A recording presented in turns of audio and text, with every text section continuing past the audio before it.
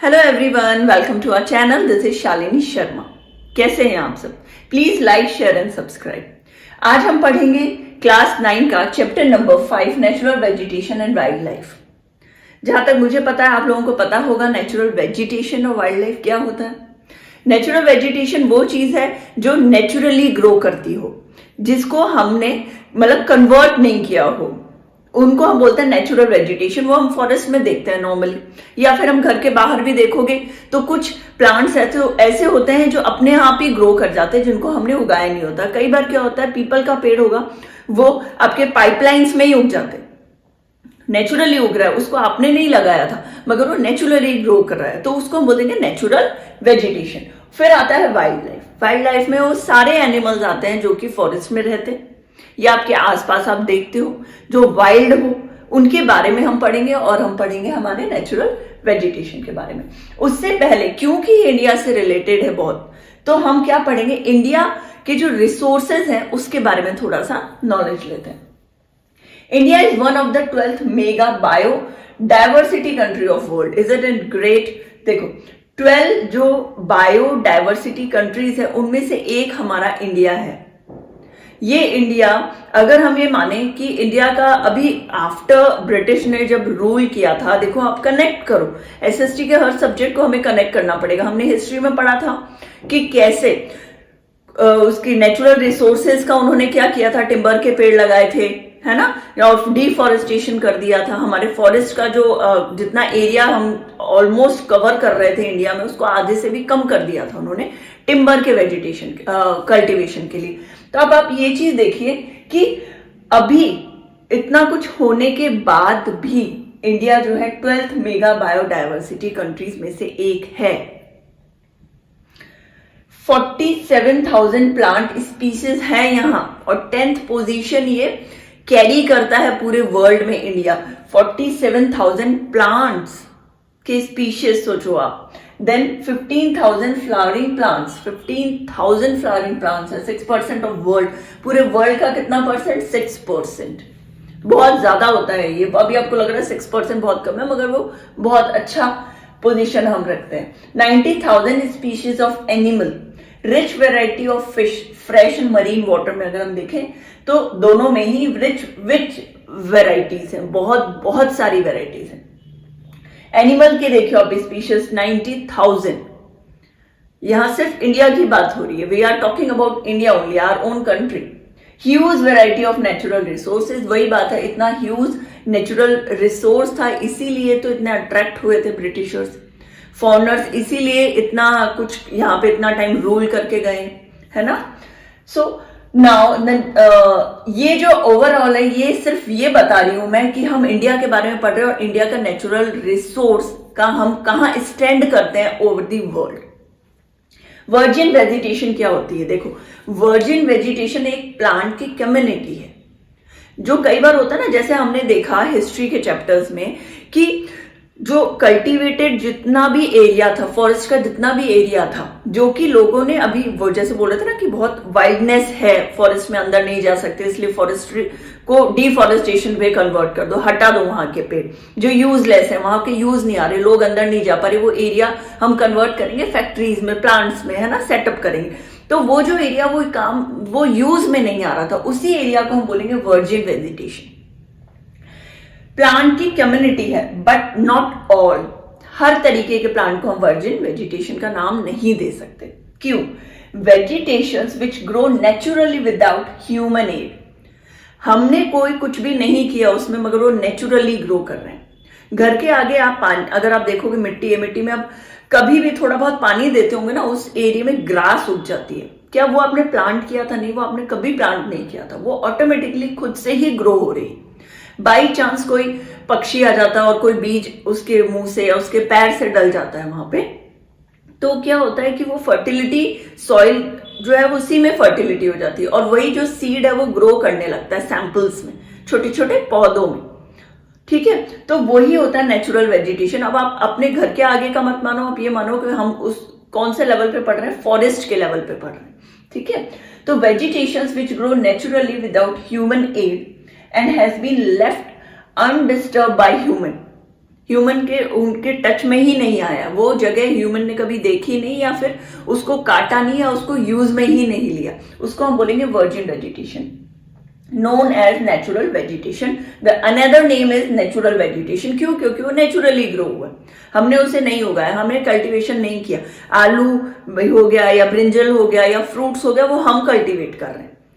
जो टिम्बर था वो ब्रिटिशर्स कल्टीवेट कर रहे थे, उसको उगा रहे थे, तो वो नेचुरल वेजिटेशन में नहीं आएगा, ना ही वो वर्जिन वेजिटेशन में आएगा। ठीक है। Cultivated crops, fruits, orchids are vegetation but not natural vegetation. क्यों? क्योंकि हम ग्रो कर रहे हैं, इस फ्लावर को हमने ग्रो किया। फ्रूट्स हमें चाहिए इसलिए हम उसे कल्टीवेट कर रहे हैं, और जो क्रॉप्स है वो हमें खाने हैं इसलिए हम उसे कल्टीवेट कर रहे हैं, वो नेचुरली ग्रो नहीं हुआ था। ठीक है। अब इसमें हम ये बता रहे हैं कि कौन से प्लांट की जो वैरायटी है उसको ध्यान से देखो। ये वर्जिन वाला ही टॉपिक चल रहा है, वर्जिन वेजिटेशन का ही टॉपिक है, टॉपिक चेंज नहीं हुआ।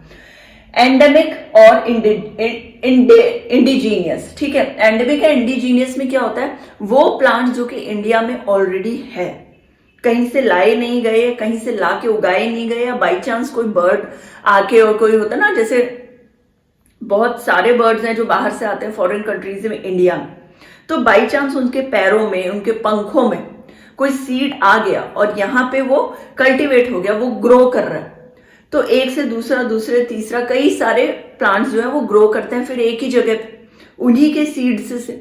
तो वो ऐसा नहीं हो, जो प्योरली इंडियन है वो एंडेमिक है, इंडिजीनियस है, और वो है एल्पाइन फ्लावर। ये एक एग्जाम्पल लिखा है मैंने, एल्पाइन फ्लावर। जो एक्सोटिक स्पीशीज है जो कि बाहर से आए हैं, came from outside of India, is lily. The example is lily.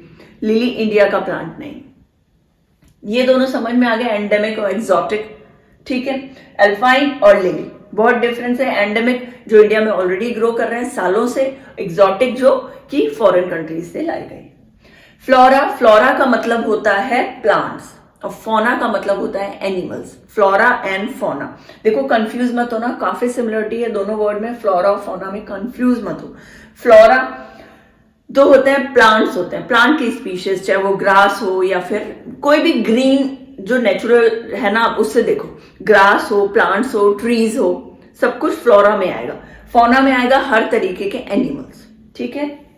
Depends on climate and relief, दोनों ही चीजें क्लाइमेट पे डिपेंड करती है ना बहुत ज्यादा। आप बारिश, धूप, हवा, हर चीज पे उसका इफेक्ट पड़ता है प्लांट्स पे, और सेम विद एनिमल्स, एनिमल्स पे भी पड़ेगा। एंड रिलीफ, रिलीफ और ये मैं दोनों अच्छे से आपको वापस एक बार क्लियरली यहां पे लिख के बताती हूं। रिलीफ है वो क्या इन्फ्लुएंस करता है, flora and fauna of an area. किसी भी एरिया के फ्लोरा फौना को ग्रो करने के लिए, सरवाइव करने के लिए रिलीफ बहुत ज्यादा इन्फ्लुएंस करता है चीजों को। कैसे? जैसे लैंड एंड सॉइल, दोनों बहुत अलग अलग चीज है। लैंड और सॉइल को मिक्स मत करना, लैंड अलग है, सॉइल अलग है। कैसे अलग है? लैंड तो कोई भी सरफेस हो सकता है, जहां आप खड़े हो हर सरफेस लैंड ही कहलाएगी। आपका घर बना हो लैंड कहलाएगा, आप रास्ते पे जा रहे हो लैंड कहलाएगा। ठीक है। जहां मगर ये सॉइल क्या, सॉइल में आप घर बना सकते हो? नहीं बना सकते। तो ये डिफरेंस है जो सरफेस एरिया है। अब लैंड का एरिया देखो, mountain, plateau, plain area. Mountain जो बहुत हिली एरिया, ऊंचाई पर है, लोग तो वहां रह रहे हैं ना, तो वो क्या है, लैंड एरिया, घर बनाते हैं वहां पे। प्लेट्यू जो मैंने बोला चारों तरफ तो प्लेन्स होता है, हल्का नीचे रहता है, मगर प्लेट्यू उस जगह से हल्का सरफेस उसका ऊपर होता है, उठा हुआ रहता है, तो वो प्लेट्यू कहलाएगा। प्लेन एरिया जो प्लेट्यू के आसपास का जो एरिया है वो प्लेन एरिया कहलाएगा। ठीक है। फिर influence the type of vegetation, ये जो है ये वेजिटेशन को बहुत इन्फ्लुएंस करता है। कोई प्लांट जो माउंटेन में बहुत अच्छे से ग्रो कर सकता है, कोई पेड़ वहां पे माउंटेन से बहुत अच्छे से ग्रो कर सकता है, हो सकता है वो प्लेट्यू पे ना करे, प्लेन एरिया पे ना करे, डेजर्ट एरिया पे ना करे। कैक्टस हर जगह थोड़ी उग जाएगा, कैक्टस हमारे डेजर्ट एरिया में ही उगता है, तो ये डिफरेंस है। तो फिर सॉइल का कैसे होगा? सॉइल भी जो एरिया के अकॉर्डिंग डिफरेंट डिफरेंट एरिया के डिफरेंट डिफरेंट सॉइल होते हैं। देखो ब्लैक सॉइल होता है, रेड सॉइल होता है, डेल्टा रिवर के आसपास का जो एरिया है ना उसको डेल्टा बोलते हैं, जो किनारे और रिवर को मिलाता है। तो वो उस एरिया में क्या उगेगा? क्या कोकोनट जो है, कोकोनट वाला प्लांट आप देखोगे डेजर्ट में? नहीं, उसको बहुत ज्यादा पानी की जरूरत होती है, तो वो डेजर्ट में नहीं उग सकता। तो it vary according to the area. Sandy soil support cactus, ठीक है. Deltaic soil supports mangroves. Example देखो, रेड सॉइल हो गया, ब्लैक सॉइल हो गया, ये एग्जाम्पल्स है. तो डेफिनेटली इससे हमें समझ में आ रहा है कि लैंड और सॉइल बहुत इन्फ्लुएंस करते हैं फ्लोरा और फौना को. क्या पोलर बियर रह सकता है नॉर्थ के अलावा सेंट्रल इंडिया में, साउथ इंडिया में? नहीं रह सकता ना. उसे वो जो वेदर है, वो टेम्परेचर है, वो जो जगह है स्नो वाली जगह, वो उसके लिए सुटेबल है. एक्सेस में उसके डबल ट्रिपल फर होते हैं, तो यहाँ सर्वाइव नहीं कर पाएगा. आप लेके आ जाओ उसको, एसी चला के रखो, तब तो वो शायद जी लेगा, अदरवाइज वो नहीं सर्वाइव. बस माइनस के टेम्परेचर में रहने वाला है एनिमल है. आप ऊंट को ले जाओगे और वहां पे पोल साइड में, तो वो नहीं रह सकता ना, साउथ पोल नॉर्थ पोल पे. इसीलिए डिपेंड करता है एरिया बहुत ज्यादा फ्लोरा और फौना के जिंदगी जीने के लिए, उन्हें सर्वाइव करने के लिए. सेकंड वाला आया था हमारा क्लाइमेट. रिलीफ समझ में आ गया. लैंड और सॉइल को कंफ्यूज मत होना. क्लाइमेट इन्फ्लुएंस नेचुरल वेजिटेशन और वाइल्ड लाइफ. क्लाइमेट भी नेचुरल वेजिटेशन को बहुत ज्यादा इन्फ्लुएंस करेगा. इनफैक्ट हमें करता है तो क्या एनिमल और प्लांट्स को नहीं करेगा? डेफिनेटली करेगा. वाइल्ड लाइफ को करेगा, जी बिल्कुल करेगा. टेम्परेचर, तीन चीजें देखो क्लाइमेट में क्या क्या होता है. Temperature, photo period and precipitation. Temperature क्या होता है? Humidity in air. एयर में कितनी ह्यूमिडिटी है, ठीक है. प्रेसिपिटेशन, सॉइल, जैसे कि एटाकामा में और अमेजोन फॉरेस्ट में बहुत ज्यादा डिफरेंस है. एटाकामा डेजर्ट में जो चीजें उग सकती है कि अमेजोन फॉरेस्ट क्यों? क्योंकि वो तो बिल्कुल बारिश वारिश खूब आती है वहां. कैक्टस उग जाएगा? नहीं उगेगा. उसे इतने पानी की जरूरत नहीं होती जैसे कैमल को नहीं होती. तो यही जो टेम्परेचर है वो बहुत इफेक्ट करता है उनको ग्रो करने में. वन बाय वन हम पढ़ेंगे. फोटो पीरियड क्या होता है मैं समझा देती हूँ. सनलाइट, कितने टाइम तक सनलाइट आ रही है उस एरिया में. बहुत ज्यादा सनलाइट आ रही हो तो भी कुछ प्लांट्स बर्न हो जाते हैं, नहीं ग्रो करते. और सीड्स इनफैक्ट सैंपल्स भी नहीं बनते, वो सैंपलिंग भी नहीं कर पाते उनके. तो वन बाय वन पढ़ते हैं. हम सबसे पहले एक बार टेम्परेचर को लेते हैं. वेजिटेशन जोन्स लिखा मैंने.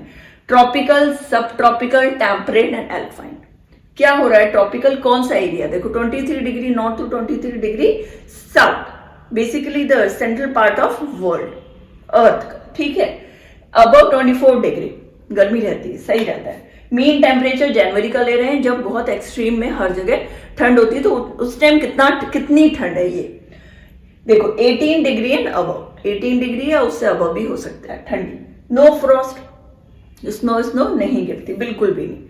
सब tropical area above tropic of cancer के जस्ट अबव, ऊपर. देखो अब 24 डिग्री से अब यहाँ क्या हो रहा है? 17 डिग्री टू 24. थोड़ी थोड़ी ठंड इंक्रीज हो रही है. वहां का टेम्परेचर लो होता जा रहा है. 10 degree Celsius to 18 degree celsius जनवरी का टेम्परेचर 10 तक पहुंचेगा.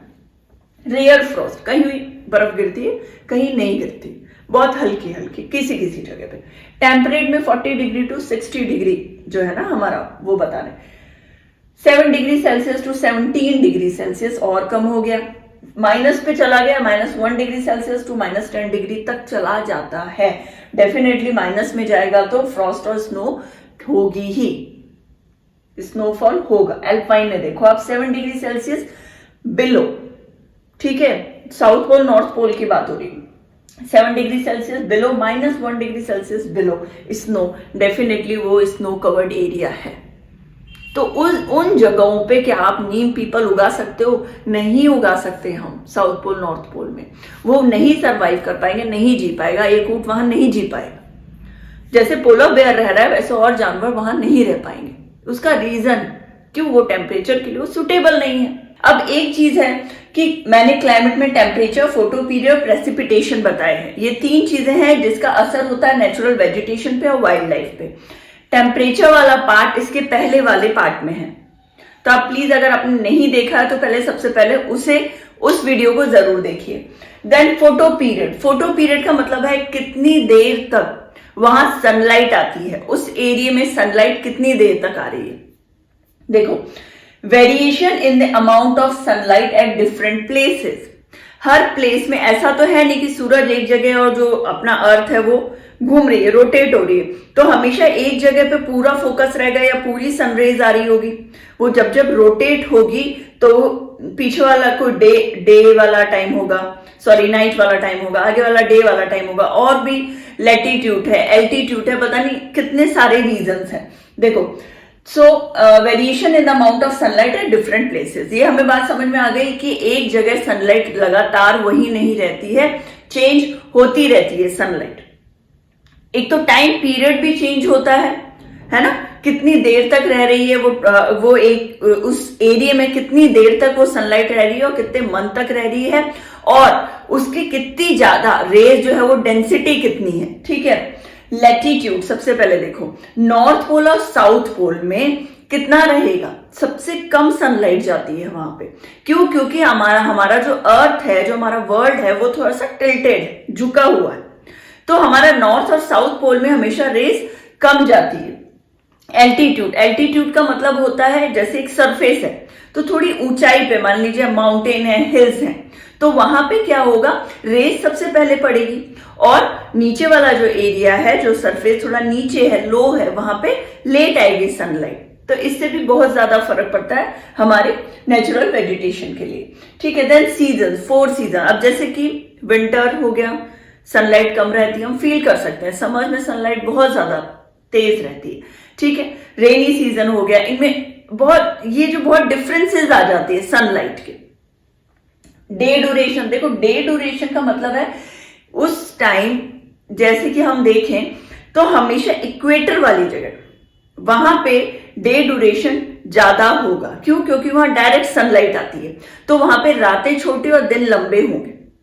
मगर बाकी एरिया में हम देखें, जैसे जैसे नीचे की तरफ आएंगे, जैसे जैसे ऊपर की तरफ जाएंगे, तो जो ड्यूरेशन है वो नाइट का ज्यादा बढ़ता चला जाता है। इट मींस डे में सनलाइट ज्यादा है, तो इट मींस जो हमारा सेंटर पार्ट है अर्थ का, उसमें सबसे ज्यादा सनलाइट ज्यादा टाइम तक रहती है। ठीक है, फोटो पीरियड का मतलब समझ में आ गया, लैटिट्यूड है, एल्टीट्यूड भी आ गया, सीजन और डे ड्यूरेशन। इसके कारण फोटो पीरियड में वेरिएशंस आते हैं, इवन जो वेरिएशन है सनलाइट का वो आता है। ठीक है, then part receiving longer duration of sunlight have dense vegetation. सबसे ज्यादा जहां पे सनलाइट पड़ेगी तो वहां पे वेजिटेशन भी बहुत अच्छे से होगी और ग्रो करेगी। देखो, ज्यादा सनलाइट क्यों? सनलाइट वही है ना, जैसे उनको जैसे हमें जीने के लिए खाना पानी चाहिए, प्लांट्स को सनलाइट चाहिए, तो वो उसके लिए बहुत इंपॉर्टेंट है, वो सनलाइट उसके लिए बहुत ज्यादा इंपॉर्टेंट है। धूप बहुत ज्यादा इंपॉर्टेंट है किसी भी वेजिटेशन को ग्रो करने के लिए। आप कोई भी प्लांट को लगातार एक रूम में रखिए, मनी प्लांट तो चलो आप पानी में भी उगा सकते हो, मगर कोई भी प्लांट आप बाहर है, आपको जो भी प्लांट उगा रखे कुछ दिनों के लिए रूम में रखिए विदाउट सनलाइट, और पानी दीजिए, खाद देना है खाद दीजिए, जो भी है सब कुछ करिए, मगर अगर सनलाइट नहीं मिलेगी उसको तो धीरे धीरे वो येलो हो जाएगा, येलोइश होते होते वो प्लांट बिल्कुल मर जाएगा। Southern slope in Himalayas have thick vegetation than northern slopes. देखो इतनी सी जगह में कितना डिफरेंस आ गया। साउदर्न पार्ट हिमालय का, देखो मैं एक्सप्लेन कर देती हूँ एक बार आपको। यह हमारा इंडिया है, साउदर्न मतलब नीचे वाला, 3 है ना, 3 पार्ट्स में है हमारा हिमालय। सबसे पहले हिमाद्री, हिमाचल और शिवालिक। शिवालिक वाले एरिया में यहाँ ये बता रहे हैं कि सबसे अच्छा थिक वेजिटेशन है साउथ वाले पार्ट में। उसका रीजन क्या है? इक्वेटर है ना, तो वहां ज्यादा धूप आ रही है, तो सबसे ज्यादा यहाँ वेजिटेशन हो रही है, और ऊपर वाला हिमाद्री वाला एरिया वो इससे ज्यादा ठंडा है। तो इट मीन कि इतने से में जब इतना डिफरेंस आ रहा है तो पूरे अर्थ पे तो कितना ज्यादा इफेक्ट पड़ता होगा इन चीजों का। ये चीज आपको समझ में आ गई, ठीक है। प्रिसिपिटेशन, ठीक है। रेनफॉल, इसका मतलब होता है रेनफॉल, मोर रेनफॉल मोर वेजिटेशन। जितना ज्यादा आप प्लांट को पानी दोगे, पानी नहीं दोगे तो सूख जाएगा ना, आप पानी दोगे, उसकी केयर करोगे, उसकी लीव से पानी दोगे तो ग्रीन भी रहेगा और ग्रो भी करेगा। तो इन सब ये जो चीजें हैं वो डिपेंड करती है बहुत ज्यादा वेजिटेशन के लिए। अब देखो वेस्टर्न स्लोप्स, जैसे यहाँ साउदर्न स्लोप इन हिमालयस बता रहे हैं, western slopes of India covered with thick forest and not eastern slopes. जैसे ये है इंडिया का जो वेस्टर्न पार्ट है 40 सेंटीमीटर तक रेनफॉल होती है, सबको पता होगा, आपने पहले वाले चैप्टर्स में पढ़ा है।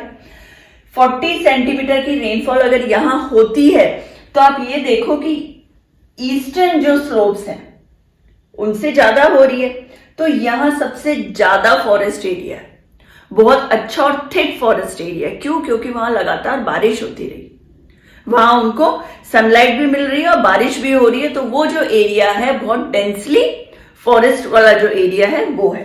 ठीक है, then importance of forest. Forest का इंपॉर्टेंस हम हिस्ट्री में भी पढ़ते चले रह रहे हैं, सिविक में भी पढ़ते चले रहे हैं, ज्योग्राफी में पढ़ रहे हैं। अब तो आपको बिल्कुल एक एक लाइन याद हो जानी चाहिए। फॉरेस्ट तो किसी भी तरीके से बहुत इंपॉर्टेंट है, और चेंजेस ड्यू टू लाइक किन किन कारण से चेंजेस हो रहे हैं वो भी मैं बता देती हूँ। देखो, मॉडिफाई क्लाइमेट। फॉरेस्ट क्या करता है? क्लाइमेट को मॉडिफाई करता है, चेंज होने में उसको सपोर्ट करता है। गर्मी, सर्दी, रेनफॉल, भाई ज्यादा पेड़ लगाएंगे तो ज्यादा बारिश होगी, बोलते हैं ना सब। पेड़ अगर डिफॉरेस्टेशन होगा तो बारिश भी कम होगी, बारिश कम होगी ठंड नहीं पड़ेगी, ठंड नहीं पड़ेगी तो गर्मी नहीं पड़ेगी, तो सब कुछ एक दूसरे से रिलेट करते हैं। Control soil erosion. जो पेड़ होते हैं वो मिट्टी को पकड़ के रखते हैं, जड़ों को।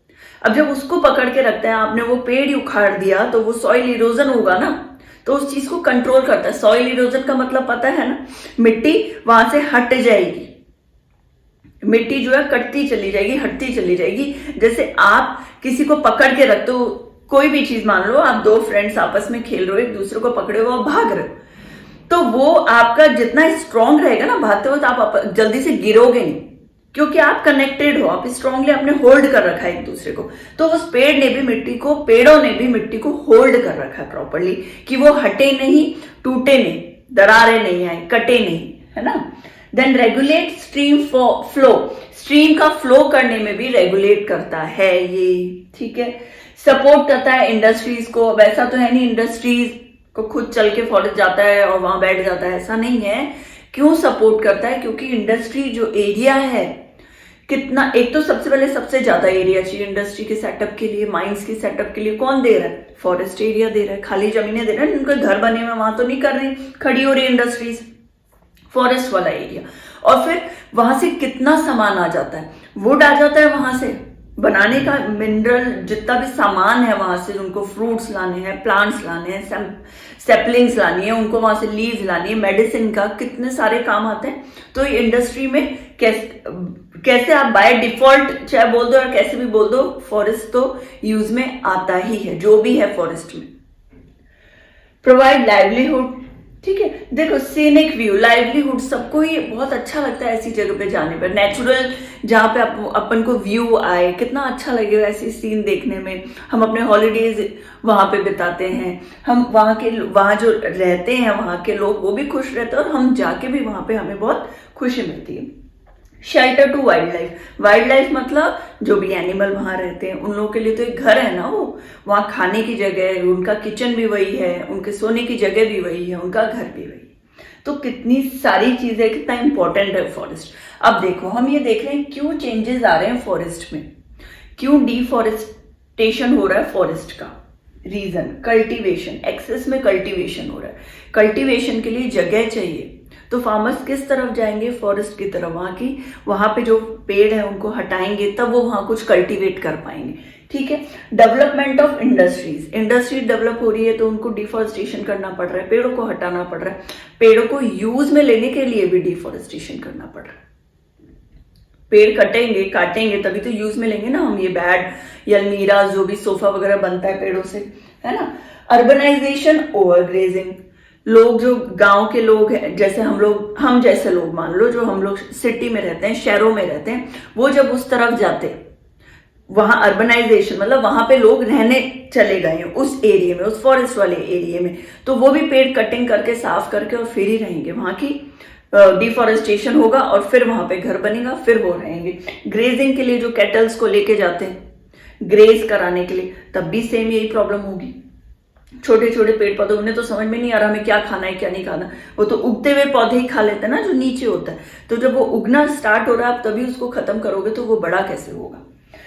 Forest is no more natural modified replaced. अब कोई नेचुरल नहीं है, वो मॉडिफाई होता चला रहा है, रिप्लेस्ड होता चला जा रहा है। रिप्लेस किन चीजों से? इंडस्ट्रीज बन रही है, माइंस बन रहे हैं, घर बन रहे हैं, ठीक है। इसके बाद देखो, अब लेते हैं टॉपिक। अब हमारा इसमें टॉपिक है इकोसिस्टम।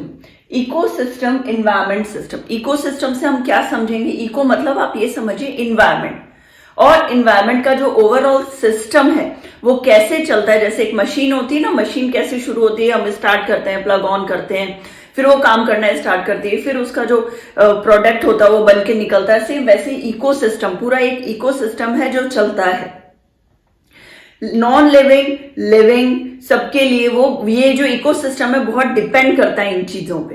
कैसे डिपेंड करता है? Plants, animal create ecosystem with climate condition. ये तीन चीज, प्लांट, एनिमल और क्लाइमेट, ये मस्ट है इकोसिस्टम के लिए। तो plant and animals create ecosystem, एक इकोसिस्टम क्रिएट करते हैं वो विथ क्लाइमेट कंडीशन, क्लाइमेट के कंडीशन के अकॉर्डिंग। जैसे हमने देखा पोलर बेयर कहाँ नॉर्थ और साउथ पोल में ही रह सकता है, किसी डेजर्ट एरिया में नहीं रह सकता, मैंने आपको समझाया है। तो वैसे ही कैमल डेजर्ट एरिया में रह सकता है, नॉर्थ और साउथ पोल में नहीं रह सकता। क्यों? वो उस क्लाइमेट के लिए बना ही नहीं है। इसलिए all plants and animal interrelated to physical environment.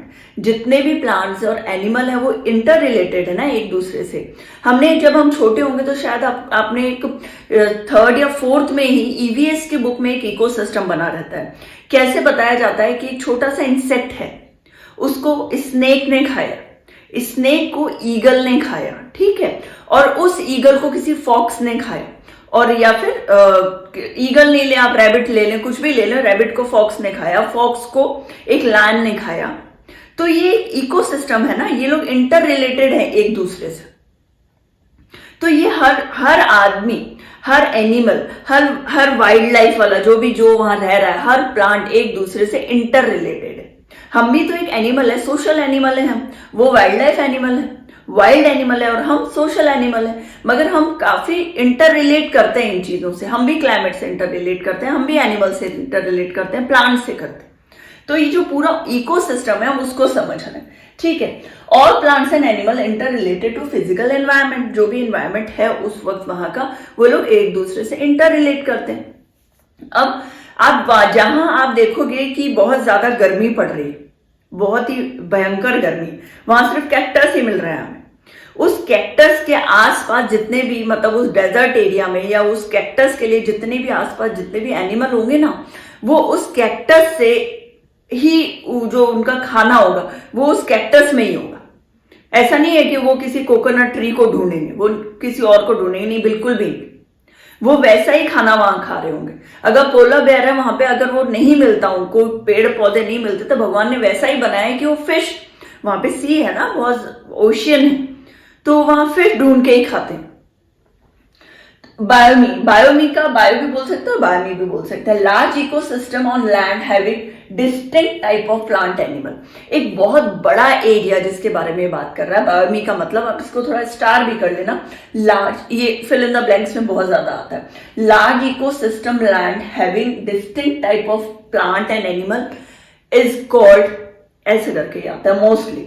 तो वो एरिया जो बहुत लार्ज, बहुत ह्यूज एरिया है, जो एक पूरे इकोसिस्टम को बैलेंस कर रहा है, उस एरिया के इकोसिस्टम को। समझ में आ रही है बात मेरी? जैसे मैंने एक वापस एग्जांपल मैं हिल माउंटेन का देती हूँ, या फिर मैं आपको वही देती हूँ वापस। देखो डेजर्ट एरिया, डेजर्ट एरिया बहुत बड़ा ह्यूज लेवल पे, सहारा है, कालाहारी है, बहुत बड़े बड़े हैं ये डेजर्ट। और वहां पे जितने भी इंसेक्ट, जानवर जो भी वहां रह रहा है, वो एक दूसरे से इंटर रिलेट करते हैं आपस में। तो वो जो distinct type of plant and animal है, हर बायोमी में एक अलग तरीके के जानवर पाए जा रहे हैं, हर बायोमी में एक अलग तरीके का प्लांट पाया जा रहा है। वो प्लांट जो एनिमल, वहां के रहने वाले एनिमल खा सकते हैं, वो प्लांट एनिमल पे डिपेंड करता है, वो एनिमल प्लांट पे डिपेंड कर रहा है। ऐसे ही आप बहुत स्नो वाली जगह पे जाएंगे तो वो जो वहां पे जो प्लांट उग रहे होंगे वो वहां के एनिमल के लिए इंपॉर्टेंट होंगे। That is called biome, the large ecosystem on land, ठीक है। लार्ज इकोसिस्टम बहुत इंपॉर्टेंट है। Human being are integral part of ecosystem. Definitely हम बहुत बहुत ज्यादा इंपॉर्टेंट है इस इकोसिस्टम के लिए। हमारा कोई भी एक स्टेप, अगर जंगल में आग लग गई है तो इट मीन्स मान लीजिए कि किसी ह्यूमन के कारण ही लगी, तो वो जो डिस्ट्रॉय हुआ है पूरा वो जो फॉरेस्ट एरिया है उसका रीजन हम है ना। मैं एक एग्जांपल दे रही हूँ, अगर कोई इंडस्ट्री बन रही है और वुड कटिंग का काम चल रहा है, उस इंडस्ट्री में वुड का काम होता है और वो फर्नीचर बनाता है, तो उसका रीजन उसके पीछे कौन है उन पेड़ों की कटाई का? हम है, ह्यूमन है। तो हम जो है बहुत ज्यादा इंपॉर्टेंट रोल प्ले करते हैं पूरे इकोसिस्टम में। हमारी जो नीड्स हैं और उनका जो इम्पैक्ट पड़ रहा है उन पे, हमारी नीड है ना फर्नीचर, इसलिए तो कटिंग हो रही है पेड़ों की, और जो हमारी नीड है हम उसको फुलफिल कर रहे हैं, तो इम्पैक्ट क्या हो रहा है कि हम डिफॉरेस्टेशन कर रहे हैं। तो इकोसिस्टम में हम भी बहुत ज्यादा इंपॉर्टेंट रोल प्ले करते हैं। अब हम ये सोचो कि इतने सारे लोग, अगर मैंने एक पेड़ काट दिया, अरे आप ये भी तो सोचो कितने करोड़ों लोग हैं और हर वो 1 करोड़ लोग में से एक आदमी ये सोचेगा कि मैंने एक पेड़ काट दिया तो क्या क्या फर्क पड़ गया। तो आप ये सोचो करोड़ों पेड़ कट रहे हैं। इसलिए बोलते हैं ना, किसी और को आप कोई सलाह दो उससे पहले आप खुद को तो करेक्ट करो सबसे पहले। टाइप्स ऑफ वेजिटेशन, देखो वेजिटेशन इसलिए बात हो रही है क्योंकि इकोसिस्टम में वेजिटेशन भी आता है। तो टाइप्स ऑफ वेजिटेशन, वेजिटेशन मतलब प्लांट लाइफ, पूरी तरीके से प्लांट्स पे डिपेंड करता है ना vegetation, that is called plant life. Depends on many factors, vegetation very all over country. बहुत सारे फैक्टर्स हमने पढ़े, टेम्परेचर पढ़ा, क्लाइमेट पढ़ा, रेनफॉल पढ़ा, है ना। बहुत सारी चीजों के कारण जो है वो क्लाइमेट चेंज होता है, और जो क्लाइमेट चेंज हो रहा है, वहां का एनवायरमेंट चेंज हो रहा है, उसके अकॉर्डिंग ही वेजिटेशन होती है। आप वहां पे जाके राजस्थान के किसी डेजर्ट एरिया में जाके कोकोनट ट्री तो नहीं उगा सकते हो ना। क्यों? क्योंकि वो उसको सरवाइव करने के लिए वो सब चीजें नहीं दे रहा, उतना पानी नहीं दे पाएगा वो एरिया। तो हम जो वहां उगा सकते हैं हम सिर्फ वही उगाएंगे। 5 मेजर टाइप्स ऑफ वेजिटेशन कौन कौन से? Tropical evergreen forest, tropical deciduous forest, tropical thorn forest, mountain forest and mangrove forest. देखो एक बात बता देती हूँ, जैसे ये पूरा इंडिया है, हम अभी इंडिया के बारे में, पूरी कंट्री के बारे में बात हो रही है, हमारे इंडिया के बारे में बात हो रही है, ठीक है। ये इंडिया है, तो इंडिया का जो ये पार्ट है, यहाँ सबसे ज्यादा, जहां अपन ने बताया ना वेस्टर्न एरिया, वेस्टर्न स्लोप से सबसे ज्यादा बारिश होती है, तो वो क्या होगा? सबसे ज्यादा पानी वहीं लग रहा है ना, तो वो कैसा एवरग्रीन फॉरेस्ट होगा, बहुत ज्यादा पानी है वो। थ्रॉन फॉरेस्ट वहां पे जहां बहुत कम मात्रा में पानी मिल रहा है। माउंटेन एरिया, माउंटेन फॉरेस्ट हमेशा ऊपर ही होगा, माउंटेन समझ जाइए, हिमालय वाली बात कर रहे हैं, ये वाले फॉरेस्ट। मैनग्रोव थोड़ा सा न्यू है, उसको पूरी डेल्टा वाली जगह जो होती है, जैसे ये हो गया वेस्ट बंगाल वाला एरिया हो गया यहाँ का, वो मैं आराम से आपको एक एक एक्सप्लेन करूंगी अच्छे से। ट्रॉपिकल का मतलब ये जो 3 है ना, tropical evergreen, tropical deciduous, tropical thorn forest, वो इधर ही है। हमने देखा था कौन कौन से फॉरेस्ट है, जो मेजर टाइप ऑफ वेजिटेशन कहाँ कहाँ होता है, फॉरेस्ट के नाम देखे थे। अब उन्हीं की डिटेल्स मैं इस वाले पार्ट में आपको देती हूँ। देखो ट्रॉपिकल एवरग्रीन फॉरेस्ट का लेंगे हम, और एक लेंगे ट्रॉपिकल डेसिडियस फॉरेस्ट, इन दोनों का ही ले लेते हैं, ठीक है। ट्रॉपिकल एवरग्रीन में समझ में आता है कि एवरग्रीन से समझ में आ रहा है क्या मतलब होगा, जो हमेशा ही ग्रीन ही रहते हैं मोस्टली। और ट्रॉपिकल डेसिडियस फॉरेस्ट, जिसको हम मॉनसून फॉरेस्ट भी बोलते हैं, उसमें 2 कैटेगरी को हम पढ़ेंगे, एक मॉइस्ट डेसिडियस और एक ड्राई डेसिडियस, ठीक है। दोनों के बारे में हम पढ़ते हैं, एक टेबल के उसमें ज्यादा क्लियर हो जाएगा हमें, तो उससे पढ़ते हैं। देखो रेनफॉल कैसे होता है, 200 सेंटीमीटर एंड मोर, 200 सेंटीमीटर और उससे भी ज्यादा रेनफॉल होती है। अच्छी रेनफॉल होगी तो बेसिकली अच्छा पानी मिलेगा जंगलों को, तो वो ग्रीन भी ज्यादा रहेंगे, पानी कम मिलेगा तो भाई वो ग्रीन भी नहीं रहेंगे, पेड़ भी कम उगेंगे। तो इस चीज से लिंक करना, एवरग्रीन से लिंक करना। एवरग्रीन है, it means rainfall 200 centimetre and more है, ज्यादा रेनफॉल हो रही है। Heights of trees up to 60 metre, जो ट्री की हाइट का मतलब एक ट्री की हाइट कहां तक हो रही है, 60 मीटर तक लंबी हो रही है। और ये मल्टी लेयर है। मल्टी लेयर का क्या होता है मतलब, मल्टी लेयर मतलब नीचे क्रीपर्स भी हैं। क्रीपर्स मीन्स, जो क्रीपर आप जानते होंगे ना, जो नीचे सरफेस पे जो प्लांट्स उगते हैं उनको हम बोलते हैं क्रीपर। तो नीचे की तरफ क्रीपर भी है, फिर उससे थोड़े से शर्ब्स, हर्ब्स भी है, मतलब उससे थोड़े बड़े यहां तक प्लांट है, फिर उससे भी थोड़े बड़े बड़े यहाँ पे ट्रीज पाए जा रहे हैं। तो इट मीन्स मल्टी लेयर में हो गया कि आप ये देखिए ऊपर तो सनरेज जाती है, मगर जब इतनी ज्यादा डेंसिटी होती है ट्रीज की तो नीचे तक कई बार सनरेज आती ही नहीं है, वो मिट्टी गीली ही रहती है, वो सूख ही नहीं पाती। इसको बोलते हैं मल्टी लेयर। ठीक है, मल्टी लेयर में अप टू 60 मीटर तक इसकी जो हाइट है ट्री की वो जाती है। ऑलराइट, और then leaf shedding time. Leaf shedding time का क्या मतलब होता है? लीफ शेडिंग मतलब एक पर्टिकुलर टाइम होता है जब जो पेड़ होते हैं वो शेड कर देते हैं लीव्स को। क्यों करते हैं? देखो, ट्रीज जो है उनको जो लीव्स हैं उनको पानी चाहिए होता है। पानी कौन बना रहा है? लीव्स बना रही है। जब उन्हें ऐसा लगता है ना कि बहुत ज्यादा गर्मी हो गई है या ना बहुत, अब जो है वो पेड़ को बहुत ज्यादा पानी की जरूरत होगी, पत्तियों को बहुत ज्यादा पानी की जरूरत होती है, तो क्या करता है उन पत्तियों को ही हटा देता है, शेड कर देता है, गिरा देता है कि उसे ज्यादा पानी नहीं लगे। ठीक है, तो leaf shedding time no definite time है, उसका कोई डेफिनेट टाइम है। अगर जैसे उसको लगेगा बहुत ज्यादा गर्मी का मौसम है, ह्यूमिडिटी हो रही है, ज्यादा पानी लगेगा, उसको पीने के लिए ज्यादा पानी चाहिए, तो क्या करेगा? अपने लीव्स को गिरा देगा। तो उससे क्या होगा? उसको कम कंज्यूम करेगा, वो पानी थोड़ा कम करेगा। ठीक है, देन ट्रीज कौन कौन से? एबोनी है, महोगनी है, देखो बहुत सुंदर पेड़ होता है, रबर है और चिंचोना। ये सारे बेसिकली जो पेड़ है वो एवरग्रीन फॉरेस्ट में उगते हैं। एनिमल्स कौन से हैं? एलिफेंट है, मंकी है, लेमूर है, बहुत तरीके के birds, n number of birds हैं। स्लॉथ है, स्नेल्स है। स्लॉथ का जानते होंगे बहुत धीरे धीरे चलता है पेड़ों पे, और जो उसकी जो फर होते हैं वो काफी एल्गे जैसे होते हैं, ग्रीन और अलग से ही होता है, ऐसा लगता है जैसे कई बार वो पेड़ों में एकदम छुप जाता है, उसी कलर में छुप जाता है, और बहुत स्लो, जैसे टॉर्टोइज होता है ना उतना स्लो है उसकी स्पीड। और स्नेल्स मान लो, स्नेक बहुत सारे होंगे ना, जब आप एक जगह पे इतने सारा ग्रीनरी है, इतना ह्यूज फॉरेस्ट है, तो डेफिनेटली एनिमल्स भी ज्यादा होंगे। एरिया देखो, western Ghat, eastern coastal area, north eastern state. जो हमने देखा था ना, जैसे हमने देखा ये इंडिया है, हमने देखा ये जो एरिया है, ठीक है, वेस्टर्न घाट्स है ना, ईस्टर्न कोस्टल एरिया है और नॉर्थ एरिया। इस वाली जगह पे सबसे ज्यादा रहता है, सबसे ज्यादा बारिश होती है और सबसे ज्यादा ग्रीनरी भी रहती है, और जब सबसे अच्छी जगह घूमने के लिए भी यही होती है।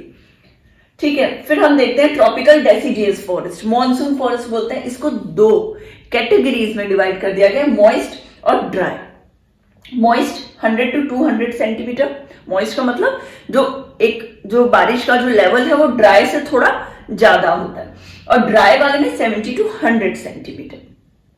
बहुत इंपॉर्टेंट है, ऐसी टेबल बना के याद कर लीजिएगा। हाँ, इसमें leave shedding time during summer, summer के टाइम में सबसे ज्यादा कंज्यूम करेगी पानी पेड़, किस लिए? पत्तियों के लिए। सनलाइट ज्यादा पड़ेगी, ज्यादा उसको पानी चाहिए होगा, तो वो क्या कर रहा है? उसी टाइम अपनी जो लीव्स है वो शेड कर दे रहा है समर के टाइम पे। देखो कितना क्लेवर है ना। ट्रीज कौन कौन से? देखो, मॉइस्ट वाले में टीक, बैम्बू, साल, शीशम। डेसिडियस टीक, साल, पीपल, नीम, ये वाले पेड़ जो हैं वो सारे डेसिडियस वाले में। कौन से? ड्राई में, और ये समझ में आ रहा है ना, D for dry, M for moist है। ठीक है, एनिमल्स कौन कौन से? Lion, tiger, deer, lizard, snake.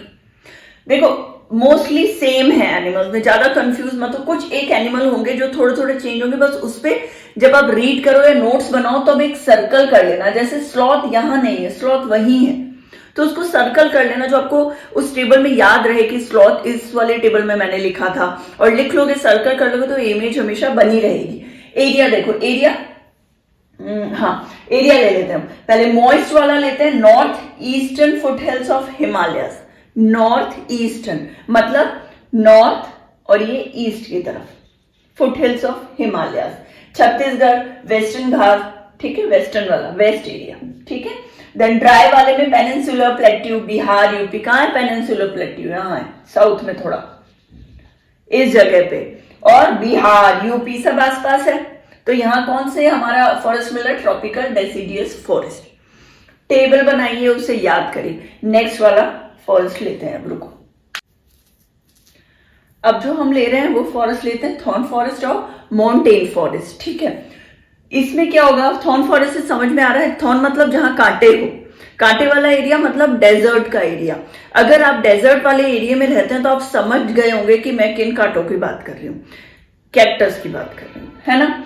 देखो, रेनफॉल लेस देन 70 सेंटीमीटर, बहुत कम है, वो 200 सेंटीमीटर था एवरग्रीन में, यहाँ 70 सेंटीमीटर, लेस देन 70 सेंटीमीटर, उससे कम 70 सेंटीमीटर से। देखो उस एरिया में जब पानी कम होगा तो इट मीन्स वहां की जो वाइल्ड लाइफ होगी, वहां का जो वेजिटेशन होगा वो उसी के अकॉर्डिंग ही होगा, सुटेबल होगा उस एनवायरमेंट के लिए, वहां रहने के लिए, सरवाइव करने के लिए।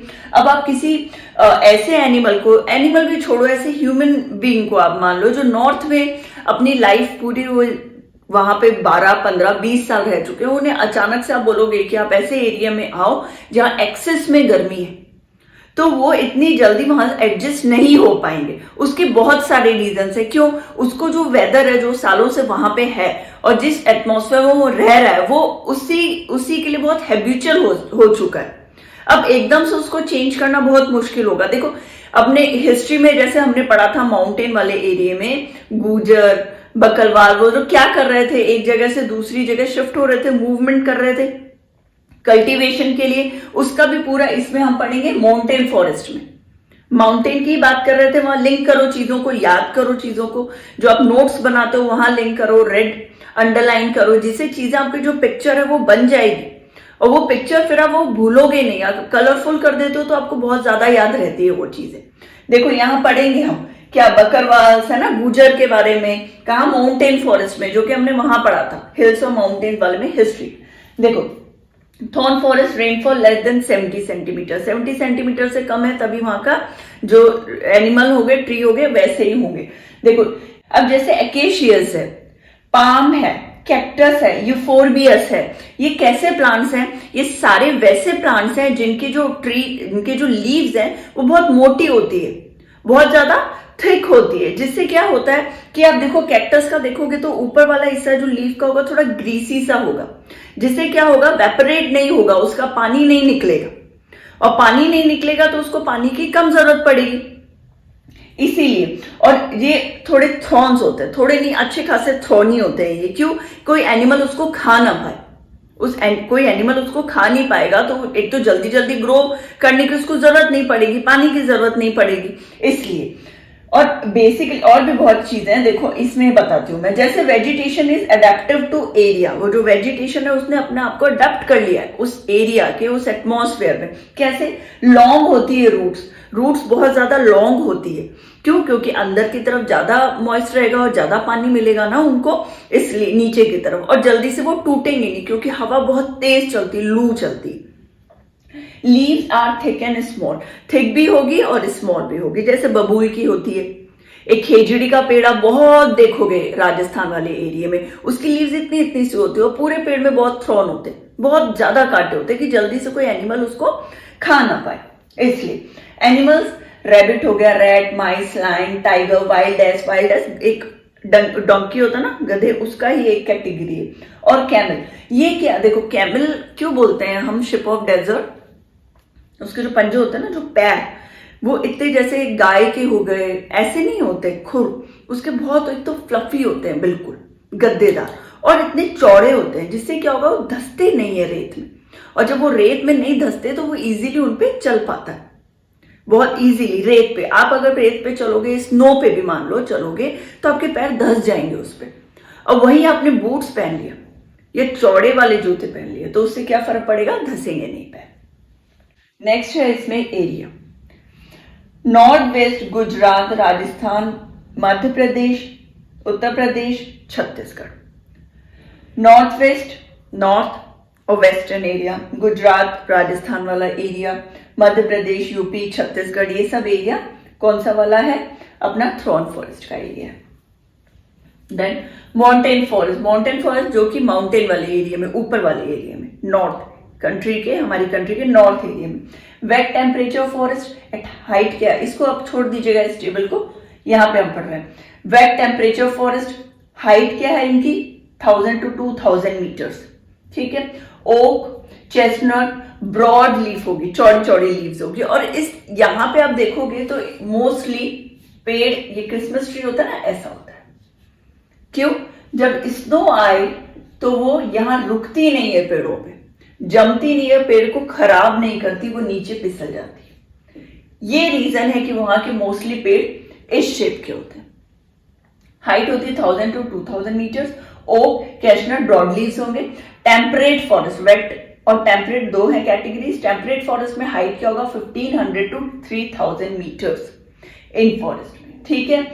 और मतलब ये फॉरेस्ट का हाइट बता रहे हैं, पेड़ का नहीं बता रहे। फॉरेस्ट जो शिवालिक वाला जो साउथ वाला एरिया हो गया, हिमाद्री जो बिल्कुल टॉप वाला एरिया हो गया, तो वो बता रहा है कि वो हिमालय में कौन से लेवल पे, कौन से कितने मीटर हाई पे, हाइट 1500 to 3000 मीटर। पाइन, देवदार, सिल्वर, फर, सिदार, ये सब मिलता है वहां पे ट्रीज, ठीक है। South slopes of Himalayas, south slopes कौन सा, साउथ कौन सा हुआ, शिवालिक वाला area. Slopes of Himalayas, north eastern part, और इंडिया का नॉर्थ और ईस्टर्न पार्ट। कहां पे ईस्ट वाला एरिया कौन सा होता है, गुजरात वाला, राजस्थान वाला वेस्ट कहलाता है ना। बंगाल वाला, बांग्लादेश इस तरफ ईस्ट है इंडिया का, तो north eastern part. Alpine vegetation क्या होती है, 600 मीटर पर करते हैं, above sea level, 600 metre above sea level. सी का जो लेवल है मतलब सी का भी सरफेस वहां से 3600 मीटर्स अबव है। सिल्वर फर, जेनिपर्स, पाइन्स ये ट्री है। Alpine grassland used by Gujjars and Bakarwals. आ गया ये वाला टॉपिक। अल्पाइन ग्रासलैंड कौन यूज करते हैं, ज्यादातर कैटल ग्रेजिंग के लिए, खुद के खाने के लिए नहीं है, कैटल ग्रेजिंग के लिए। गुजर्स और बकरवाल्स के वो मूवमेंट करते थे।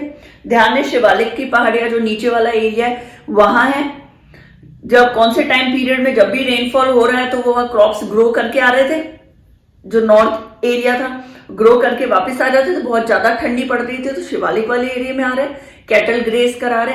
जब वहां ठंडी कम हुई तो वापस उनका मूवमेंट उसी तरफ चला गया। लिंक करिए चीजों को, मैं बार बार कहती हूँ, इससे चीजें याद रहती है हिस्ट्री में, ठीक है। ये आपको समझ में आ गया। नेक्स्ट वाला ले लेते हैं एक बार। अब आता है हमारा mangrove forest. Coast influenced by tides, sun, moon on earth. देखो कोस्टल एरिया जो आप बे ऑफ बंगाल या बंगाल की तरफ जब गए होंगे या कभी आपने मैप में देखो, सबसे पहली बात तो जो भी मैं बता रही हूँ उसको मैप्स में पॉइंट जरूर कर लेना। हो सकता है कि आपको मैप दे दें एग्जाम में और ये बोले कि आपका कौन से एरिया में मैनग्रोव फॉरेस्ट है, कौन से एरिया में एवरग्रीन फॉरेस्ट है, तो आपको ये ध्यान होना चाहिए। एक मैप ले लीजिए, मैप में अलग अलग कलर्स कर लीजिए हर फॉरेस्ट के अकॉर्डिंग। जैसे ग्रीन, इसके लिए ग्रीन, एवरग्रीन के लिए कर लिया। मैनग्रोव से आपको मैंगो जैसा कुछ याद आ रहा तो येलो कर लो उन एरिया में जहां पे ये हैं, इससे थोड़ा याद रहेगा मैप, ठीक है। तो कोस्ट इन्फ्लुएंस बाय टाइड्स, वो एरिया जो कोस्टल एरिया है ना, बंगाल वाला बेसिकली जो एरिया है, वहां पे जो दलदली एरिया कहाँ आ जाता है, देखो जब जो रिवर है, मान लीजिए गंगा है, ये लैंड एरिया है। अब यहां जो बार बार पानी आ रहा है ना, फिर जा रहा है, आ रहा है पानी, फिर जा रहा है, आ रहा है पानी, तो ये एरिया बहुत दलदली हो जाता है, बहुत ज्यादा दलदल हो जाता है वहां पे। तो ऐसी जगहों को, ऐसी जगह वाली जो फॉरेस्ट एरिया होगा, कोई छोटे से एरिया में तो होगा नहीं, लार्ज होगा, बहुत दूर तक, काफी किलोमीटर्स तक फैला हुआ होगा, वो मैनग्रोव फॉरेस्ट कहलाता है। डेल्टा किसको कहते हैं हम, डेल्टा इस एरिया को कहते हैं, ये डेल्टा है। देखो अब क्यों आते हैं टाइड्स, क्यों आते हैं, because of sun, moon and earth. पता है आपको, मान लीजिए ये सन है, ठीक है, ये अर्थ है, अगर यहां मून होगा तो टाइड्स बहुत ज्यादा हाई होंगी, और अगर यहां मून होगा तो टाइड्स क्या हो जाएंगी, थोड़ी नीचे हो जाएंगी। जो सरफेस होता है ना, जैसे मान लो यहां पे हिल्स हैं या थोड़े थोड़े रॉक हैं और ये पानी, ये रिवर जा रही है, जब हाई टाइड होता है, जब मून इस जगह पे होता है, ये इसकी प्लेसिंग है, हाई टाइड में ये एरिया यहां तक कवर हो जाता है। लो टाइड कब होगा, जब मून की प्लेसिंग यहां है, ये अर्थ है और मून की प्लेसिंग यहां है, तो लो टाइड में यहां होगा। अब ये जो एरिया है, बार बार वहां पानी जा रहा है, मिट्टी जा रहा है, जो भी वहां के जो सीड्स हैं, बार बार सीड्स भी आते हैं, किसी एनिमल से आ गए, बर्ड से आ गए, पानी के बहाव से आ गए, तो वहां कोई ना कोई प्लांट ग्रो करने लगता है, तो वो मैनग्रोव फॉरेस्ट का एक पार्ट हो गया है बार बार पानी जाने से। और ये बहुत ज्यादा बार बार पानी जाता है तो थोड़ा दलदली सा इलाका हो गया है वो, उनको हम बोलेंगे मैनग्रोव फॉरेस्ट एरिया, ठीक है।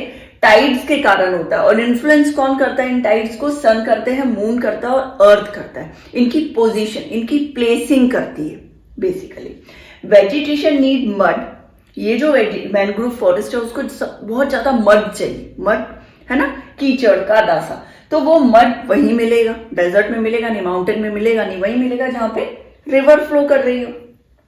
Roots of mangrove trees are submerged under water and connected. ये नेचर देखो आप कितनी क्लेवर है। अब ये जो पानी, क्यों एक पेड़ खड़ा रहेगा, बार बार पानी से उसके धक्के लगेंगे तो वो पेड़ तो गिर जाएगा, वो प्लांट तो गिर जाएगा ना। वो सैपलिंग जो उग रही होगी, एक उगता हुआ प्लांट है, वो तो गिर जाएगा उसके थपेड़ों से पानी के। तो इन्होंने क्या किया, अपने आप को आपस में कनेक्ट कर लिया ऐसे, ठीक है। ये एक दूसरे से आपस में ऐसे कनेक्टेड है। तो ये कनेक्टेड हो रहे होने के कारण ये जितने भी ट्रीज होते हैं ना वो जल्दी से गिरते नहीं। जो एकदम स्मॉल प्लांट होता है, सैपलिंग्स होती हैं, वो धीरे धीरे जब तक बड़ी होती हैं वो आपस में कनेक्टेड होती हैं और सबमर्ज अंडर वाटर। वाटर के अंदर जो पानी है ना, पानी के अंदर तक है ये फैली हुई। जो इसके रूट्स हैं यहाँ पानी तक फैले हुए। तो ये कितनी क्लेवर है, देखो इसको कैसे सरवाइव करना है इनको पता है। हर एरिया के अकॉर्डिंग, उसी के अकॉर्डिंग ही, एटमॉस्फेयर के अकॉर्डिंग ही ये लोग भी डेवलप हो जाते हैं। डेल्टाज ऑफ रिवर, कौन कौन से डेल्टाज जो एरिया बता रहे हैं, कौन कौन सी जगह पे, the Ganga, the Mahanadi, the Krishna, Godavari, इन सबके डेल्टास में मिल जाते हैं। मेरा काफी बचपन गुजरा है इधर कैलकाटा में, क्योंकि मेरे नाना नानी की तरफ, तो हम लोग बहुत ज्यादा डेल्टा एरिया में जाते थे। तो आपको जैसे 12 बजते हैं ना, मतलब घड़ी में जैसे दोपहर के 12 बजते थे तो हाई टाइड हो जाता था। वहां जितने भी एरिया, डेल्टा वाला एरिया था ना, वहां लेवल बहुत पानी का बढ़ जाता था। हम लोग रोज देखने जाते थे उस जगह को, क्योंकि हमारा जस्ट डेल्टा के पीछे ही घर था। और जैसे ही 12 मतलब 10 मिनट 15 मिनट हुआ तो धीरे धीरे धीरे धीरे स्लो नीचे की तरफ लेवल जो है लो हो जाता है और नीचे की तरफ चला जाता है। उस वक्त नाव वगैरह भी जल्दी से पानी के अंदर जाने के उस टाइम 10-15 मिनट के लिए रुक जाती है, नहीं जाती है। तो देखो सुंदरबन डेल्टा, ये हमारा, मेरा देखा हुआ बहुत अच्छे से। सुंदरबन डेल्टा कैसे होते हैं वहां को, सुंदर सुंदर कुछ ऐसे नहीं है कि कोई लड़की आती है सुंदर सी, ऐसा नहीं है। सुंदरबन डेल्टा में कहां पे है, पहले देखो, माउथ ऑफ गंगा, ब्रह्मपुत्र, बिल्कुल गंगा और ब्रह्मपुत्र वाली जो मेन जगह है ना, वहां सुंदरबन तो बहुत फेमस है forest. Sundari trees are found, वहां कौन सी ट्री मिल रही है, देखो सुंदरबन से याद रखो, सुंदरी ट्रीज। कौन सी ट्रीज मिल रही है, सुंदरी ट्रीज। सच में ये बहुत सुंदर होती हैं। ट्रीज लाइक पाम, कोकोनट, अगर और केरोवा, ये सब ट्रीज जो है वहां अवेलेबल है। एनिमल्स, बंगाल टाइगर, बंगाल में है तो बंगाल टाइगर मिलता है, टर्टल्स मिल रहा है, क्रोकोडाइल मिल रहे हैं, स्नेक्स मिल रहे हैं। तो ये हमारा पूरा कौन सा मैनग्रोव फॉरेस्ट हुआ। इन सब को देखो मैप में जरूर आप कलर से एरिया जरूर डिवाइड कर लेना। जरूर आ सकता है ये क्वेश्चन कि मैप में इंडिकेट करिए कौन सा फॉरेस्ट कहां पर है ना। और इनको आप जितना हो सके या तो चार्ट के अकॉर्डिंग या टेबल के अकॉर्डिंग वैसे ही नोट्स लिखा करिए। आपको एक एक चीजें बहुत अच्छे से एक्सप्लेन कर रही हूँ, कोशिश करो जब आप एक बार नोट्स पढ़ लो, फिर एक बार ये वीडियो देख लो, फिर एक बार नोट्स पढ़ लो, तो इससे आपको पूरी इमेज क्लियर हो जाएगी, वो पिक्चर क्लियर हो जाएगी कौन सी जगह कहां पर। अब है हमारा टॉपिक मेडिसिनल प्लांट। कौन से होते हैं, कैसे होते हैं, जो मेडिसिन में काम आते हैं, एज अ मेडिसिन काम करते हैं। देखो बहुत सारे हर्ब शर्ब ट्री जो भी है, नीम है, कितने सारे प्लांट है जो मेडिसिन में डलते हैं, जो हमें क्योर करते हैं। कितने सारों में एंटीबायोटिक है। अब नॉर्मल आप देखो तो कितनी बार मम्मा पापा या दादी नानी ये बोलते होंगे ना कि तुलसी जो है वो चाय में डालो, देखो कफ ठीक होगा, है ना। तुलसी के पत्ते डालो, अगर चाय बना रहे हो तो उसमें डालो 7-8 पत्ते, उससे कफ कोल्ड ठीक होता है। अगर है ना आपको बहुत ज्यादा हेडेक है या आपके बॉडी में फैट है तो हम एलोवेरा का यूज करते हैं, एलोवेरा के छिलके और उसका जेल निकालते हैं, उसको पीते हैं। तो ये क्या मेडिसिन में, एज अ मेडिसिन ही तो हम प्लांट्स को यूज में ले रहे हैं ना, वही चीज है। देखो अब herb and spices were used as medicine since ancient time. Ancient मतलब बहुत सालों से, बहुत ही पुराने टाइम से। अगर हम देखेंगे कुछ एड में भी ऋषि मुनि वगैरह आते हैं जो इनसे रिलेटेड है। टूथपेस्ट का एड हो गया या फिर कोई प्रॉब्लम हो रही है यहाँ पे, नीम की पत्तियां कितनी ज्यादा यूजफुल है, एंटीबायोटिक का काम करती है। कहीं भी आपको चोट लग जाए या छिल जाए या पिंपल्स हो जाए तो उसमें क्या बोलते हैं, नीम की पत्तियां रगड़ के, उसका छाल रगड़ के लगा लो, तो वो एक मेडिसिन। एक आप दुकान में जाओगे, कोई ट्यूब लोगे, वैसे उसको लगाओगे, ठीक हो जाएगा, उससे भी ठीक हो जाएगा। नीम की पत्तियां लगाते हैं, वो भी एज अ मेडिसिन, हमें अगर अच्छे से यूज करें रेगुलर तो वो तब भी ठीक हो जाएगा। तो दोनों सिमिलर है ना। अब जो शॉप से ले रहे हो जो दवाई, वो भी उसी पिंपल को ठीक कर रही है, जो नीम का यूज कर रहे हैं वो उसी पिंपल को ठीक कर रही है। मतलब वो एज अ मेडिसिन, वो सारे जितने भी ये जो अब मैं डिस्क्राइब करूंगी वो सारी चीजें काम आती है मेडिसिन में, वो सारे प्लांट्स काम आते हैं। ठीक है, 2000 plants described in Ayurveda. Ayurveda में टोटल कितने प्लांट्स डिस्क्राइब हुए हैं? 2000 plants. 500 plants are in daily use. Almost जो 500 प्लांट 2000 में से 500 प्लांट्स ऐसे हैं जो कि हम डेली यूज में, नॉर्मल लाइफ में भी यूज करते हैं। जैसे हम तुलसी यूज करते हैं, मम्मी से पूछो, देखो करी पत्ता डालती हैं कितने सारे वेजिटेबल में, है ना, यूज करते हैं। मीठी नीम का यूज करते हैं, कई सब्जियां छौंकते हैं तो उसमें मीठी नीम डालते हैं। ऐसे बहुत सारे प्लांट है जो हम डेली यूज में यूज कर रहे हैं। रोज होता है ना, रोज फ्लावर होता है, उसकी जो लीव्स होती है वो साबुन में डलती है, वो क्रीम में डलती है। तो the world conservation union red list जो है, रेड लिस्ट मतलब वो वाले प्लांट जो डेंजर में है अभी, या तो वो खत्म होने वाले, बस ऐसा है कि वो डेडलाइन में है, बस वो खत्म होने वाले हैं, उसको सेव करने की, कंजर्वेट करने की जरूरत है, या उन्हें किसी ना किसी चीज से डेंजर है। देखो 352 medicine plants out of which 52 are critically threatened, 49 endangered। जो 52 है वो हम बहुत ज्यादा यूज कर रहे हैं उसको, तो उन्हें जैसे होता है ना, गायब हो जाता है। जैसे बहुत जल्दी टाइगर आप देखोगे ना तो 2030 तक या 35 तक बोलते हैं टाइगर दिखने बंद हो जाएंगे। उन्हें बचाओ, सेव करो। तो इन प्लांट्स को भी हमें बचाना पड़ेगा, वो डेंजर में, उन्हें सेव करना पड़ेगा। आप यूज करो मगर उतना ही उनको वापस उगाओ भी। वही बात है जो अभी हमने पहले पढ़ा था कि फॉरेस्ट डिफॉरेस्टेशन तो बहुत जल्दी हो जाता है मगर वापस उसे फॉरेस्ट बनने में बहुत टाइम लगता है। ठीक है, तो ये है एक टॉपिक। उसके बाद है मेडिसिनल प्लांट्स, कौन कौन से हैं। ये बता रहा है कि देखो क्यों जरूरी है प्लांट्स को सेव करना, वो किन चीजों में काम आ रहा है हमारे। देखो सर्पगंधा की फोटो बनी हुई है अच्छे से, उसमें देखो use to treat blood pressure use, उसको ट्रीट करता है ब्लड प्रेशर को। जामुन क्या करता है? कंट्रोल करता है डायबिटीज। एक डायबिटिक पेशेंट होता है ना, उसको ऐसे बोलते हैं जामुन खाओ, क्योंकि वो डायबिटिक जो होता है ना उससे थोड़ा सही रिलीफ मिलता है, उन लोगों को सही लगता है। ठीक है, अर्जुन नहीं है, ये अर्जुन का पेड़ है। रेगुलेट ब्लड प्रेशर को रेगुलेट करने में हेल्प करेगा। बबूल, गम यूज्ड एज अ टॉनिक। बबूल एक वो आता है ना पेस्ट, तो ये होता है ना टॉनिक के जैसे काम करता है। और ये आई सोर्स में भी काम करता है, स्वेलिंग आ जाती है जो आंखों में, उसके लिए भी। नीम का तो आप कोई मुकाबला ही नहीं कर सकता, कोई और दवाई कोई मुकाबला नहीं कर सकती। नीम इतना अच्छा, एक अच्छा खासा हॉस्पिटल में जो क्लिनिक में जो होता है ना मेडिसिन की शॉप होती है वो है नीम। न जाने कितनी सारी चीजें ठीक करता है नीम। तो हाई एंटीबायोटिक प्रॉपर्टीज है इसमें, हाई बिल्कुल। अगर आप नीम के छोटे छोटे पत्ते डेली आपके हैबिट में आप डालो ना, 5, मैं बड़े वाले नहीं बोल रही जो बहुत कड़वे हो जाते हैं, जस्ट जो ग्रो हो रहे हैं ना, हल्के रेडिश होते हैं, उन पत्तों को 5 या 6 पत्तों को डेली खाओ और फिर पानी पी लो एकदम मॉर्निंग में, तो बहुत सारा फायदा होता है उससे। तुलसी क्योर करती है कफ एंड कोल्ड। और कचनार जो है अस्थमा, अल्सर को क्योर करता है। कचनार तो बहुत अच्छा होता है अस्थमैटिक, जो एलर्जिक हैं, जिनको डस्ट से एलर्जिक है, जो लोग जल्दी जिनको कोल्ड होता है, कफ होता है, खांसी आती है, उन लोगों को कचनार दिया जाता है। तो हमने ओवरऑल आज बात करी है मेडिसिन और प्लांट से रिलेटेड। अब मैं वापस आती हूँ आपके पास एनिमल वाला लेके। तक तो हम देख रहे थे प्लांट्स के बारे में, अब हम देख रहे हैं वाइल्ड लाइफ। बहुत बड़ा टॉपिक नहीं है ये, मगर थोड़ा सा डिस्कस करते हैं। देखो वाइल्ड लाइफ हमने देखा था कि जो प्लांट्स हैं उनको बोलते हैं फ्लोरा। फ्लावर से याद करो, फ्लावर्स फ्लोरा, बहुत ज्यादा सिमिलर है दोनों वर्ड्स। और वाइल्ड लाइफ एनिमल से रिलेटेड होते हैं फौना, ठीक है, वो था फ्लोरा, कंफ्यूज मत होना। 90,000 एनिमल स्पीशीज, कहाँ के लिए? इंडिया के बारे में बात हो रही है, अपनी कंट्री के बारे में बात हो रही है। ओवरऑल है 90,000, 2,000 स्पीसीज ऑफ बर्ड्स।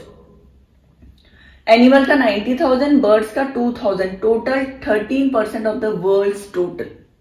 जो वर्ल्ड में जितने भी है ना उसका 13% जो है वो इंडिया में है। 2,546 species of fish, wow. 12% of world stock, पूरा जो वर्ल्ड है उसमें जो स्टॉक बोल रहे हैं जितनी भी फिशेज हैं उनमें से 2,546 फिश नहीं है, उनकी वेराइटीज हैं, ठीक है। 5 to 8% reptiles, mammals, amphibians. Reptiles मतलब जैसे स्नेक हो गया, लिजार्ड हो गया, वो रेप्टाइल्स होते हैं जो जमीन पे जैसे क्रॉल करते हैं जमीन पर ही, और ऐसे भी चढ़ेंगे तो बस वो चिपके रहेंगे। मैमल्स, मैमल्स मतलब बड़े बड़े होते हैं ना मैमल्स, जो कि बच्चे पैदा कर सकते हैं और ह्यूज होते हैं, बड़े होते हैं। एम्फीबियंस वो होते हैं जो उसमें भी रह लेते हैं, पानी में भी और लैंड में भी रह लेते हैं। एग्जाम्पल फ्रॉग है ना, क्रोकोडाइल, फ्रॉग। एलिफेंट्स बेसिकली कहाँ मिलते हैं उनके बारे में बताया, असम में, केरला में, कर्नाटक में। कैमल थार डेजर्ट में।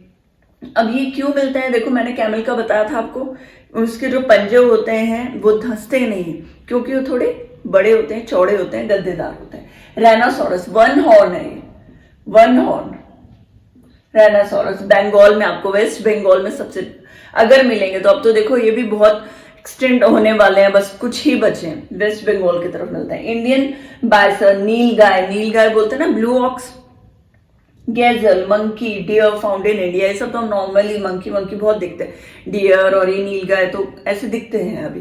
Tiger, lions, leopards are found in India. Tigers भी जल्दी दिखने बंद हो जाएंगे। लायंस है, लेपर्ड्स है। लेपर्ड्स और चीता में कंफ्यूज नहीं होना, चीता अलग होता है, चीता तो अब इंडिया में है ही नहीं बिल्कुल भी, अब तो अब मंगवाए जाते हैं, मंगवाए गए हैं ना अभी थोड़े दिन पहले, मुझे बताना कहाँ से मंगाए गए हैं कमेंट में। Leopards are found in India. Fauna in Himalayas, Himalaya की बात करते हैं, अभी तक ओवरऑल बात कर रहे थे। Yak, shaggy horn wild fox, Tibetan antelope, kiang, bharal, snow leopards. ये लेपर्ड में डिफरेंस है, यहाँ के फॉक्स में और हिमालयास के फॉक्स में डिफरेंस है। डबल लेयर के फर होते हैं उनके, जैसे हम स्वेटर पहनते हैं ना, मोटे स्वेटर्स, तो यहाँ के अगर हम इसको फॉक्स को भेज देंगे ना वहां, तो वो नहीं सरवाइव कर पाएगा, इतनी ठंड को झेल नहीं पाएगा। मगर वहां के होते हैं बहुत डबल लेयर्ड होते हैं, एकदम बहुत मोटे मोटे फर होते हैं, इतने मोटे मोटे फर होते हैं उनके, जिससे उन्हें ठंड कम लगती है। याक को देखो आप, याक की जो स्किन होती है वो ही बहुत ज्यादा मोटी होती है, थिक होती है बिल्कुल, इसलिए वो वहां सरवाइव कर पाते हैं, है ना। फौना इन लेक्स, कोस्टल एरिया, पानी की तरफ, टर्टल्स, क्रोकोडाइल्स, घड़ियाल्स, ये तो देखा होगा अभी है, अब आगे ये भी खत्म हो जाए तो पता नहीं। बर्ड्स तो पिकॉक, पीजन, डक, पैराकिट्स हैं अपने अभी, है ना। टोटल ये वाइल्ड लाइफ वाला इतना ही है। अब लेते हैं हम कि उससे एक तो डेंजर किससे है उनको, और एक वो क्यों बहुत इंपॉर्टेंट है हमारी लाइफ में।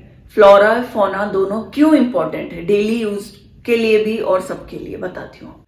अब देखते हैं हम importance of flora and fauna. अब क्या है हमारा इंपॉर्टेंस, क्या है इसकी जरूरत किस चीज में, क्रॉप्स में।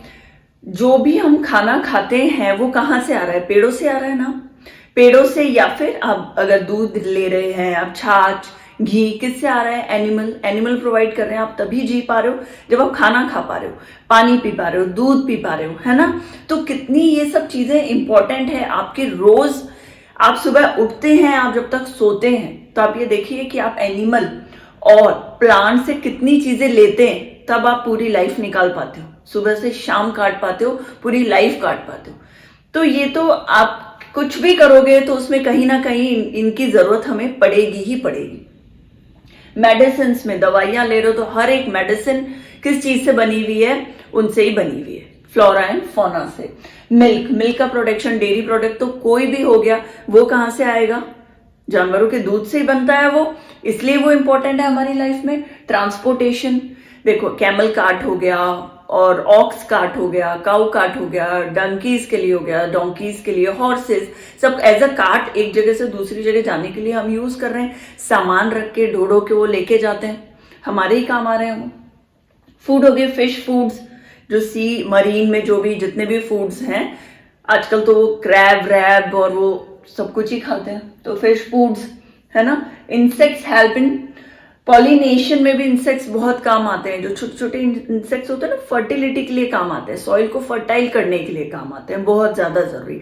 अब एक चिड़िया है, बहुत सारी चिड़िया घूम रही है और नीचे खेत है, तो छोटे छोटे इंसेक्ट्स को खा जाएगी जो प्लांट्स को खाते हैं। छोटे छोटे कीड़े होते हैं उनको खा जाती है, वो बचाती है ना एक तरीके से, आपके एज अ बॉडीगार्ड काम कर रही है, वो खेत को बचा रही है। किससे? आदमियों से नहीं बचा रही है, जानवरों से ही बचा रही है, छोटे छोटे इंसेक्ट से बचा रही है।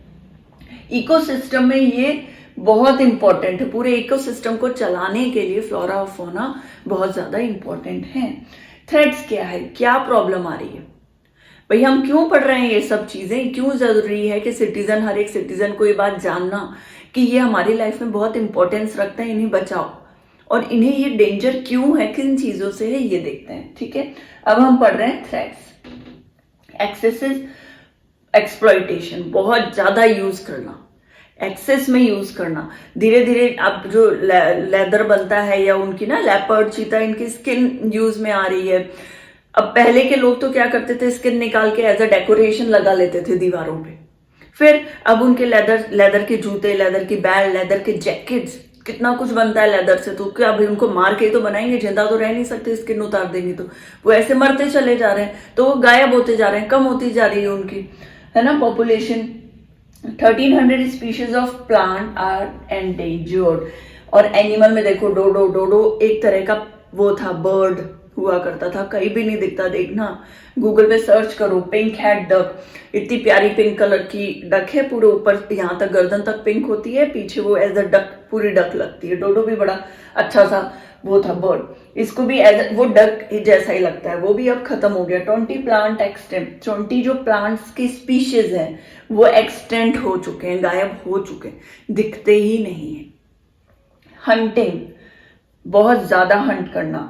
पॉल्यूशन, इतनी गंदगी है, नहीं बसते हैं प्लांट्स अब फैक्ट्रीज के धुएं से, पॉल्यूशन से। जो कुछ प्लांट्स थे जो साइड में, बीच में या कोस्टल एरिया में, या हमने देखा ना डेल्टाज में उगते हैं, तो अब रेगुलर बेसिस पे फैक्ट्रीज की गंदगी उधर जाती रहती है, तो वो उग नहीं पाते, नए प्लांट्स नहीं उग पाते, निकल नहीं पाते, तो वो क्या होता है, उस जगह पे खत्म होते चले जाते हैं। और एसिड तो अब जब बारिश ही एसिड की होने लगी है तो हम ही उससे परेशान हो जाते हैं, ह्यूमन परेशान हो जाते हैं, कितनी कंट्रीज में हुई है, तो आप प्लांट्स को कैसे बचाओगे, है ना। अब देखो, अब ठीक है, इतनी तकलीफ तो हुई, मगर गवर्नमेंट ने कौन से स्टेप्स लिए हैं, गवर्नमेंट क्या कर रही है इन्हें बचाने के लिए। वो बचेंगे तो हम बचेंगे, ये बहुत जल्दी समझना बहुत ज्यादा जरूरी है। वो उनका सरवाइव करना इसलिए जरूरी है कि हम सरवाइव कर पाए। तो ये इस चीज में से गवर्नमेंट अकेली कुछ नहीं कर सकती, मुझे, आपको, हर किसी को इसमें सपोर्ट करना चाहिए। 18 biosphere reserves protect flora and fauna. 18 biosphere reserves जो बनाए हैं वो किसको प्रोटेक्ट कर रही है, फ्लोरा एंड फौना को। फाइनेंशियल एंड टेक्निकल सपोर्ट करती है। फाइनेंशियल, जो कुछ बहुत सारे लोग हैं जो चाहते हैं कि हम ऐसा काम करें जिससे ये बचे, जैसे वेल के लिए काम कर रहे हैं कुछ लोग, डॉल्फिन्स के लिए काम कर रहे हैं, किसी कैट एंड डॉग्स के लिए काम कर रहे हैं, जो एक्सटेंट होने वाले हैं उन लोगों के लिए, राइनो के लिए लोग काम कर रहे हैं, तो उन्हें सपोर्ट करती है, उन्हें बढ़ावा देती है, एनकरेज करती है कि आप इसी चीज में आगे बढ़ो। प्रोजेक्ट जैसे प्रोजेक्ट टाइगर, प्रोजेक्ट राइनो, एक पर्टिकुलर प्रोजेक्ट चला दिया, बहुत सारे एनिमल के लिए, पर्टिकुलर एनिमल के लिए, जैसे कि टाइगर के लिए चला दिया, राइनो के लिए चला दिया, और भी बहुत सारे, डॉल्फिन्स के लिए, वेल्स के लिए चले हुए already, and many other projects. भाई उनको सेव करना है, एक प्रोजेक्ट चल गया, एक ग्रुप बनता है, वो ग्रुप क्या करता है, उसी एक पर्टिकुलर एनिमल पे काम करता है। 103 नेशनल पार्क्स बना दिए गए हैं, आप जाओ देखो, एज ए जू, एज ए सीन, वहां पे टाइम स्पेंड करो, उससे क्या होगा, आपको लगाव भी होगा नेचर से, और फिर आप देखते भी, और वहां पे कंजर्वेट भी, बचे हुए भी। एक पिंजरे में रख दिया, बचा हुआ, जैसे थोड़ा खाना फ्रिज में रख दिया और थोड़ा खाना छुपा के रख लिया कि बाद में काम आएगा, ठीक है। 535 सेंचुरीज बना दी, जियोलॉजिकल पार्क बना दिए, एक छोटा सा एरिया बना दिया जहां पे वो कंजर्वेटिव, वहां उनको कोई मार नहीं सकता, उन्हें कोई दुख तकलीफ नहीं होगी। इन सबके बाद initiative should taken by citizen, हर एक आदमी को इनिशिएटिव लेना चाहिए। आप किसी ऐसे एनिमल को तकलीफ में देख रहे हो, नॉर्मली स्ट्रीट डॉग और कैट्स को भी देख रहे हो, काऊ को भी देख रहे हो, तो उन्हें थोड़ी हेल्प करनी चाहिए हमें। Thank you so much.